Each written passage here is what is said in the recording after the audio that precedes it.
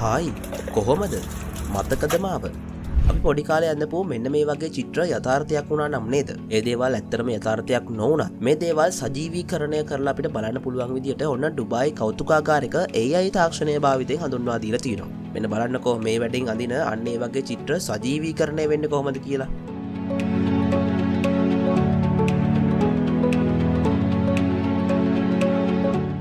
මීට කලිනුත් විශ්මයාත්‍රාව YouTube channel එකෙන් මෙන්න මේ බොම්බාඩිය කියන කුරුමිනියන් විශේෂය පෙන්නලා ඇති. මෙයාගේ තියෙන විශේෂත්වය තමයි විලෝපිකයන්ට එරෙහිව අධික රස්නයකින් යුතු ද්‍රව්‍යයක් පිට කරලා ඒ විලෝපිකයා අඩපණ කරන්න පුළුවන් හැකියාවක් මෙයාට තියෙනවා. සාමාන්‍යයෙන් මෙයා මේ විදියට පිට කරන මෙන්න මේ ද්‍රව්‍යයේ උෂ්ණත්වය ෆැරන්හයිට් අංශක 212ක් තරම් වෙනවා. එන්න තාක්ෂණයේ සිදුවන දියුණුවත් එක්ක මිනිසුන්ට ගොඩක් සමානකම් තියෙන රොබෝවරු නිෂ්පාදනය කරන්න පටන් ගන්න තියෙනවා. අන්න ඒ වගේ මෑතක නිෂ්පාදනය කරපු ඇට්ලස් කියන රොබෝවරය තමයි මෙන්න මේවා දකින්නේ. මිනිසෙක්ගේ ඉරියව් වලට ගොඩක් සමාන ඉරියව් දක්වන මෙන්න මේ රොබෝවරයාගේ ඉරියව් ටිකත් බලාගෙන අපි අදට මේ වීඩියෝ එක අවසන් කරමු. ගිහින් එන්නම් පරිස්සමෙන් ඉන්න. ඔයාලා හැමෝටම සුබ දවසක්.